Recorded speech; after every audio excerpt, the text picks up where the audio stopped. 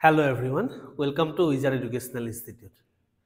2024 বৰ্ষত আমাৰ মাজলৈ অহা ভাল খবৰ গিটাৰ ভিতৰত এটা অন্যতম ভাল খবৰ হৈছে চৰাইদেউৰ যি মৈদাম এই মৈদামক বিশ্ব ঐতিহ্য ক্ষেত্ৰ অৰ্থাৎ ওয়াৰ্ল্ড হেৰিটেজ সাইট হিচাপে ডিক্লেয়াৰ কৰা হ'ল। এতিয়া আমি জানিব লাগিব চৰাইদেউ মৈদামসমূহ কিহৰ কাৰণে বিখ্যাত। হয়, চৰাইদেউৰ মৈদামসমূহ আহোম স্বৰ্গদেউ তথা তেওঁলোকৰ ৰাণী আৰু প্ৰাতমন্ত্ৰীসকল যিসকল বুঢ়াগোহাঁই বৰগোহাঁই বৰপাত্ৰ গোহাঁই বৰফুকনৰ যিসকল বিষয়া আছিলে বিষয়াসকলৰ মৃত্যুৰ পিছত তেওঁলোকক য'ত সমাধিস্থ কৰা হৈছিল সেইবিলাকেই হৈছে এটা মৈদাম আৰু ই বৰ্তমান অসমৰ চৰাইদেউ জিলাত অৱস্থিত। পূৰ্বতে ই আছিল শিৱসাগৰ জিলাৰ পৰা চৰাইদেউখন পৃথক জিলা হিচাপে ঘোষণা কৰাৰ পিছত ই বৰ্তমান চৰাইদেউ জিলাৰ এক অংগ। এতিয়া আমি যদি চাওঁ এই মৈদামসমূহৰ বিশেষত্ব কি অৰ্থাৎ এই মৈদামসমূহ আমি যদি চাওঁ ওয়াৰ্ল্ড হেৰিটেজ সাইট ডিক্লেয়াৰ কৰা হ'ল কিয় ডিক্লেয়াৰ কৰা হ'ল আমি যদি চাওঁ ইজিপ্তৰ যি পিৰামিড আছে ইজিপ্তৰ পিৰামিডসমূহৰ লগত মৈদামসমূহক তুলনা কৰা হৈছে। অৱশ্যে ইয়াত কিছু বৈসাদৃশ্য পাৰ্থক্য আমি দেখিবলৈ পাওঁ। ইজিপ্তৰ যিবোৰ পিৰামিড আছিল পিৰামিডসমূহত সম্পূৰ্ণ পইণ্টেড আছিল টপটো আৰু ইয়াত এটা ডম সাইজৰ বা এটা ঢিপ সাইজ কৰি এটা নিৰ্মাণ কৰা হৈছিল আৰু যিবোৰ পিৰামিডসমূহ শিলেৰে নিৰ্মাণ কৰা হৈছিল বাট মৈদামসমূহ কিহেৰে নিৰ্মাণ কৰা হৈছিল মাটিৰে নিৰ্মাণ কৰা হৈছিল। এতিয়া কথাটো হ'ল যে এই মৈদামসমূহক 2024 বৰ্ষত কি কৰা হ'ল ওয়াৰ্ল্ড হেৰিটেজ সাইট হিচাপে ডিক্লেয়াৰ কৰা হ'ল। এতিয়া আমি জানিব লাগিব যে যিকোনো এটা অঞ্চলক বিশ্ব ঐতিহ্য ক্ষেত্ৰ বা ওয়াৰ্ল্ড হেৰিটেজ সাইট হিচাপে ডিক্লেয়াৰ কোনে কৰিব পাৰে ই কৰিব পাৰে ইউনেস্কো। যিটো ৰাষ্ট্ৰসংঘ আছে ৰাষ্ট্ৰসংঘৰ এটা সংস্থা হৈছে ইউনেস্কোৰ ভিতৰৰ এটা অৰ্গেন আছে বা এটা সংস্থা আছে সেইটো হৈছে কমিটি আছে সেইখন হৈছে ওয়াৰ্ল্ড হেৰিটেজ কমিটি আৰু ওয়াৰ্ল্ড হেৰিটেজ কমিটিয়ে চৰাইদেউ মৈদামক 2024 বৰ্ষত বিশ্ব ঐতিহ্য ক্ষেত্ৰ হিচাপে ঘোষণা কৰিলে। এতিয়া আমি যদি চাওঁ আমাৰ যিবোৰ মৈদাম আছে এতিয়া আটাইতকৈ দুখৰ কথা যে এই মৈদামসমূহ কোনটো মৈদাম কোনজন স্বৰ্গদেউ বা কোনজন বিষয়াৰ এই বিষয়ে আমি নিৰ্দিষ্টকৈ জানিব পৰা নাই। দুই এটা মৈদামৰ বিষয়ে জানিব পৰা গৈছে কিন্তু শেহতীয়াকৈ কি কৰা হৈছে প্ৰত্যেকটো মৈদামৰ নাম্বাৰিং কৰা হৈছে। আমি যদি চাওঁ ৰিসেন্ট যদি আমি 1-2 মাহৰ আগৰ বাতৰি চাওঁ যেটো 2 নং মৈদাম আছে 2 নং মৈদাম যেতিয়া খনন কাৰ্য কৰি আছিল খনন কাৰ্য কৰি হতে তাত 4টা কংকাল বা 4জন মানুহৰ তাত হাড় বা কংকাল পোৱা গৈছে আৰু আটাইতকৈ আচৰিত কথা তাৰে এজন আছিল এগৰাকী মহিলাৰ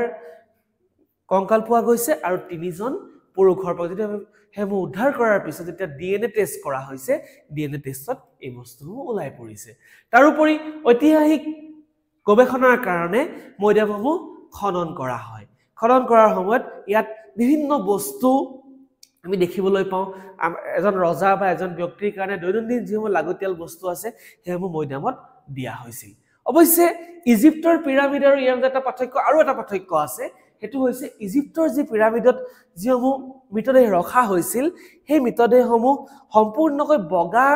কাপোৰেৰে মেৰিয়াই এটা বিশেষ ধৰণৰ এচিডেৰে তেওঁলোকেতো বা কেমিকেল দি এটা কভাৰ কৰি ৰাখিছিল আৰু যেটো কি বুলি কোৱা হয় মামি বুলি কোৱা হয়। কিন্তু আমি যদি চাওঁ আহোম ৰজাসকলৰ দিনত আমি তেনেকুৱা কোনো দেখিবলৈ নাপাওঁ কাৰণ তেওঁলোকৰ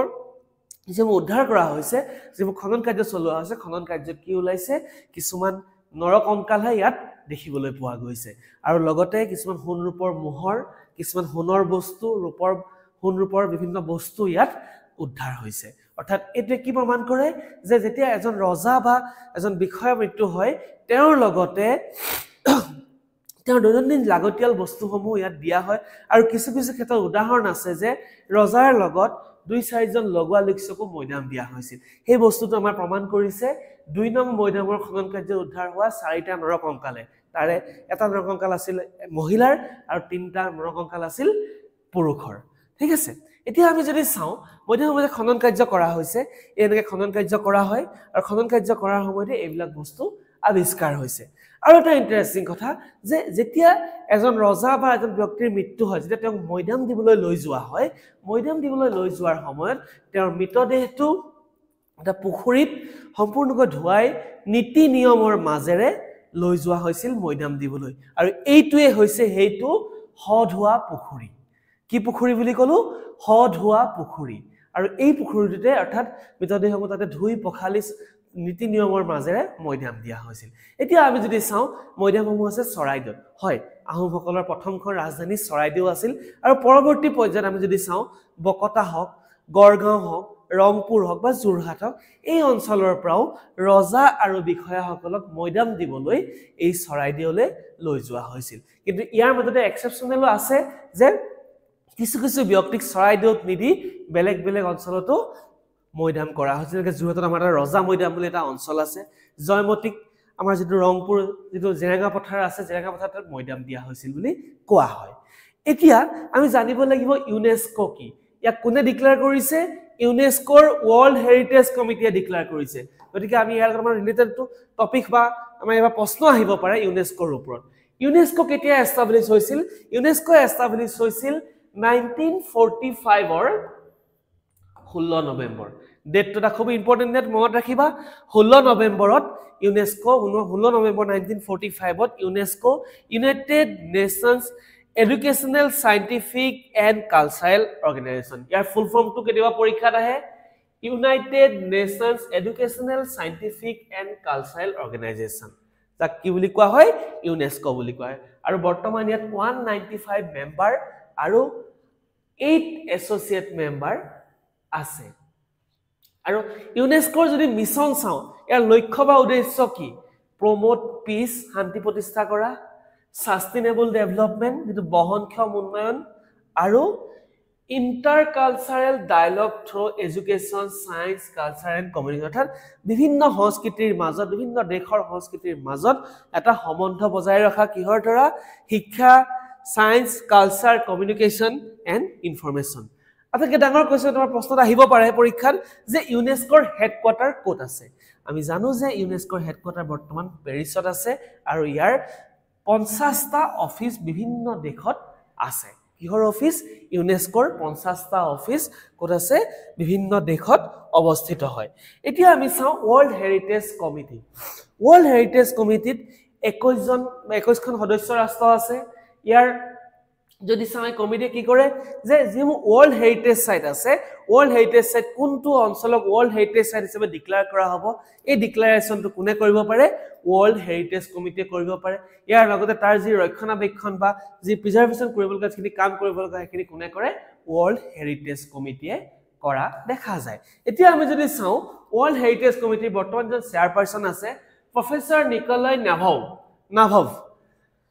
কোন আছে ইয়াৰ বৰ্তমান যে চেয়াৰপাৰসন আছে প্ৰফেসৰ নিকলাই নাভভ তেওঁ কৰ হয় বুলগেৰিয়াৰ হয় কোনখন দেশৰ হয় বুলগেৰিয়াৰ হয় ইয়াত 21খন যি দেশ আছে সেই 21খন দেশ হৈছে Argentina Belgium Bulgaria Greece India Italy Jamaica Japan Kazakhstan Kenya Lebanon Mexico Qatar republic of Korea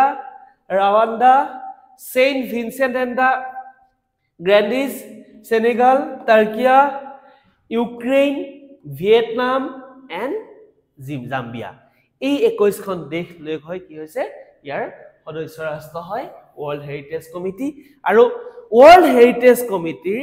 2024 ৰ যেটো এনুৱেল মিট প্ৰত্যেক বছৰ এনুৱেল মিট হয় ৱৰ্ল্ড হেৰিটেজ কমিটিৰ ঠিক আছে আৰু এই 2024 বৰ্ষৰ যেটো এনুৱেল মিট হৈছিল এটো হৈছিল আমাৰ কোট এটো হৈছিল নিউ দিল্লী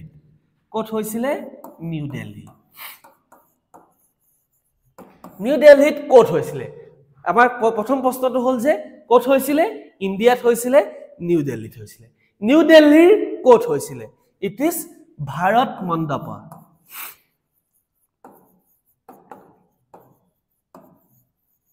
ভাৰত মণ্ডপম কি হয় এতিয়া ভাৰত মণ্ডপম হৈছে G20 সামিট যেটা ইন্ডিয়াত হৈছিল ইন্ডিয়াত হোৱাৰ সময়ত ইন্ডিয়াই এটা পাৰ্মানেন্ট প্লেস ঠিক কৰি লৈছিল যে ইন্ডিয়াত যিমান ইন্টাৰনেশনাল মিট হ'ব যিমান ৰাষ্ট্ৰসংঘৰ পৰা আৰম্ভ কৰি বিভিন্ন সংস্থাৰ যি মিটিংসমূহ হ'ব সেই সমূহ ক'ত হ'ব ভাৰত মণ্ডপম এটা পাৰ্মানেন্ট ষ্টেজ বুলি আমি ক'ব পাৰো য'ত কি কৰা হৈছিল ভাৰতৰ সভ্যতা সংস্কৃতি কৃষ্টি ইতিহাস এই সমূহ ডিসপ্লে কৰা হয় আৰু ইয়াকে লৈ চৰাইদেউ মৈদামকে লৈ বৰ্তমান ভাৰতত 43 টা ওয়াৰ্ল্ড হেৰিটেজ সাইট আছে আৰু আমাৰ অসমত যদি চাও অসমত আমাৰ তিনিটা ওয়াৰ্ল্ড হেৰিটেজ সাইট আছে Kaziranga National Park Manas National park আৰু চৰাইদেউ মৈদাম এতিয়া আমি যদি চাও কি সেক্টৰৰ ওপৰত বা কি ক্ষেত্ৰৰ ওপৰত ভিত্তি কৰি এটা অঞ্চলক ওয়াৰ্ল্ড হেৰিটেজ সাইট হিচাপে ডিক্লেয়াৰ কৰা হয় ওয়াৰ্ল্ড হেৰিটেজ সাইট ডিক্লেয়াৰ কৰিবলৈ তিনটা শৰ্ত থাকে তিনটা শৰ্তৰ পৰা দিব পাৰি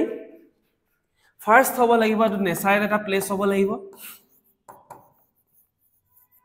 সেকেন্ড থাকে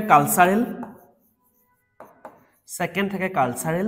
আৰু থাৰ্ড থাকিব মিক্স ঠিক আছে মিক্স এতিয়া আমি যদি চাও আমাৰ যে Kaziranga National Park Manas National Park ই হৈছে নেচাৰেল